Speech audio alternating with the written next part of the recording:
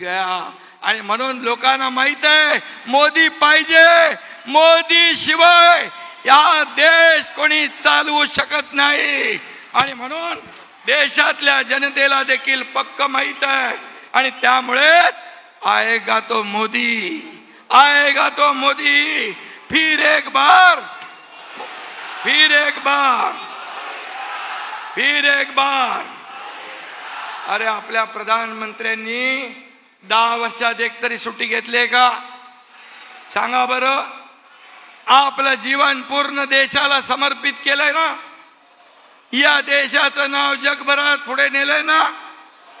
आज आपला भारत बोलतो आणि जग हलतो, ही परिस्थिती पहिली होती का? आज तुम्हाला मी सांगतो, खरं म्हणजे जगभरामध्ये जगातले अनेक प्रमुख राष्ट्राध्यक्ष मोदीजींना कोणी बॉस म्हणतो, कोणी ऑटोग्राफ घेतो, कोणी वाकून नमस्कार करतो। हे चित्र कधी पाहिलंय? हे चित्र कधी पाहिलंय? आणि म्हणून या मोदीजींचा अभिमान आपल्याला आहे आणि म्हणून आज या देशाचे प्रधानमंत्री मोदीजींना आपण शिव्या घालताय। काल कोणीतरी म्हणालं प्रधानमंत्री बनणार आहे, प्रधानमंत्री बनायचंय त्यांना, का फेसबुक लाईव्ह वरून देश चालवणार?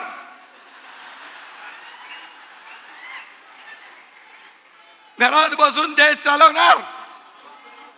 अरे कोविड मध्ये पण कोमट पाणी प्या आणि घरात बसा, दादा बरोबर आहे। आणि म्हणून आज मोदीजींनी 100 कोटी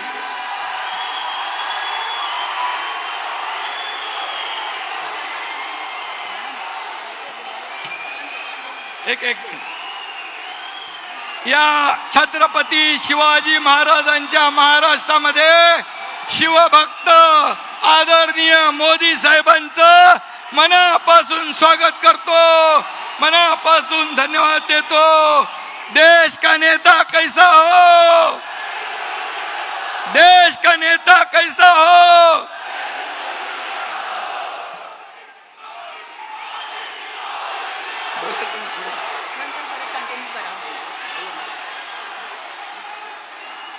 भारत के प्रधानमंत्री माननीय श्री नरेंद्र मोदी जी से मैं विनती करती हूं कि वे छत्रपति शिवाजी महाराज की जो प्रतिमा मंच पर रखी हुई है उसे फूल अर्पण करें।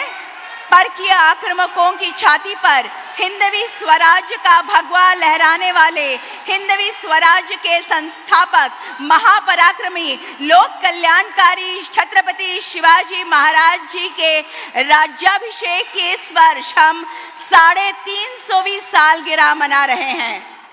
छत्रपति शिवाजी महाराज की, छत्रपति शिवाजी महाराज की, छत्रपति शिवाजी महाराज की। बोलो जय श्री राम, जय श्री राम। महाराष्ट्र के मुख्यमंत्री माननीय श्री एकनाथराव शिंदे जी।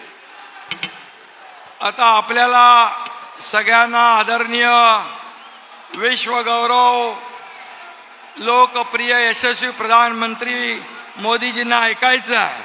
पण मी एवढंच सांगतो आपल्याला की या महाराष्ट्रामध्ये छत्रपती शिवाजी महाराजांच्या महाराष्ट्रात या ठिकाणी शिवाजी महाराजांचा आदर्श डोळ्यासमोर ठेवून या देशाचा कारभार करणारे लोकप्रिय प्रधानमंत्री नरेंद्र मोदीजींचं मी आपल्या सगळ्यांच्या वतीने मनापासून स्वागत करतो।